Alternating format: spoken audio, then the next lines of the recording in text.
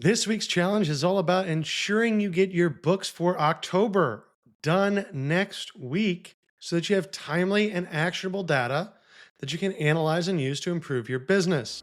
Hello, and welcome to the Bar Business Podcast, where we help bar owners increase profits, attract loyal guests, and simplify operations so you can avoid burnout and finally enjoy your life outside of your bar. I'm your host, Chris Schneider, the Bar Business Coach. Every Monday, we do a short episode to give bar owners a challenge for the week, one simple project that shouldn't take more than an hour that can improve your bar and your profitability. So the challenge for this week is going to be getting your books done next week. And this is our fourth weekly challenge. If you guys remember from the first weekly challenge, we discussed how to analyze your books. But books are only good when they're accurate, complete, and timely. And what we're focusing on here is that timely piece. You need to get your books done by next week so that you can analyze them next week, so that the data you're looking at is new and it's not so old that it's going to cause you to be looking at things that are such lagging indicators that they don't really help you improve your business. Now, this challenge can be accomplished, and whether you yourself are doing your books or you have a bookkeeper, you can still try to push to get these books done next week. And if you have a bookkeeper, probably first thing you need to do is get on the phone and call them up and be like, hey, I want to get this done next week. What can I do to help you get there? So why it matters that we get our books done. Like I said, your bookkeeping records only work for you. They only help you. They are accurate, complete, and timely. So let's talk through those all real quick. When we talk about accuracy in your books, that means that the numbers actually reflect the numbers that actually happen, right? So what you're looking for there is data entry errors. Issues where if you have systems connected, so say you're using Spot On as your POS system and you're using QuickBooks, and you have your Spot On and your QuickBooks connected, and your QuickBooks has pulled over a bunch of data from Spot On for the last month. Is it accurate? Did it come over properly? Is it complete? Did it pull over all the data?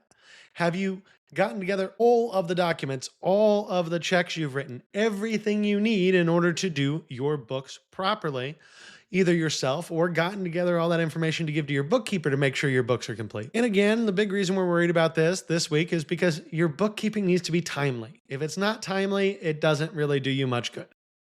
You want to look at data that is very relevant, very new, very fresh in order to drive your business forward. If you're looking at data that is 6 weeks old, you're fine. But if you're looking at 8 or 12-week-old data, what you're analyzing and what you're treating as your current state is not really your current state, right? This is a past state that was true a month or two ago. And that's not necessarily going to give you information that's valuable to drive your business forward. So we have two goals for our weekly challenge today. The first one I'm going to give you is to get your books done by a week from today. So get your October bookkeeping done by 11/11 so that you are less than 2 weeks out from the end of the month and everything is done.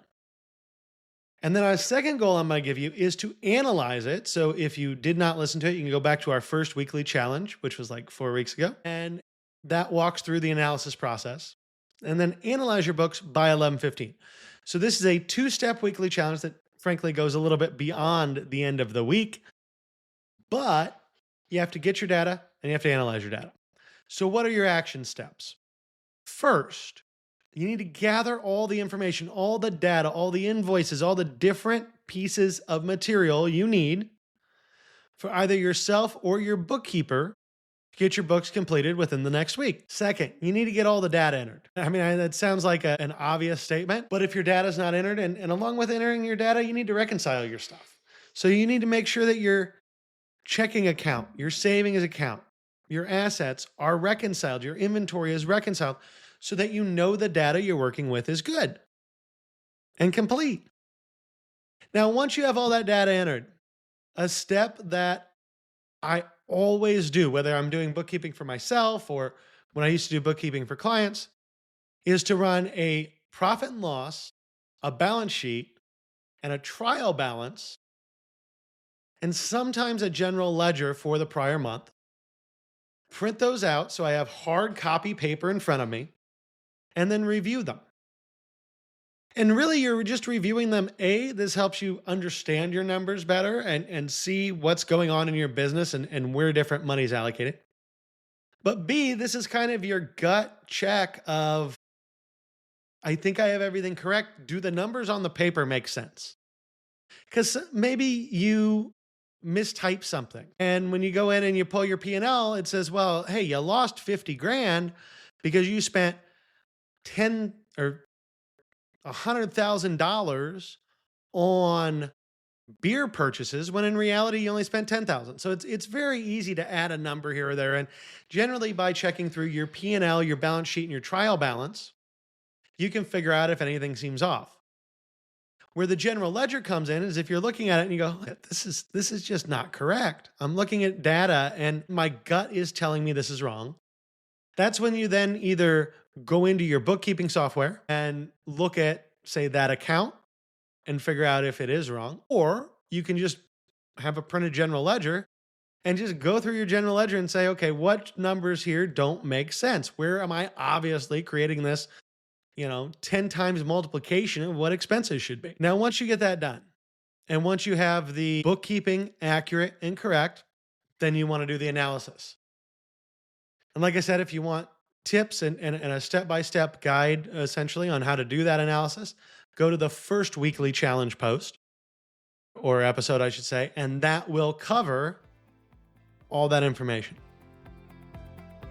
That's going to wrap us up for today. To get even more out of our weekly challenge, make sure you join the Bar Business Nation Facebook group. There's a link in the show notes. I make a thread there every week so we can share our challenges and successes and improve our bars together. Until next time, have a great day, and we will talk again later.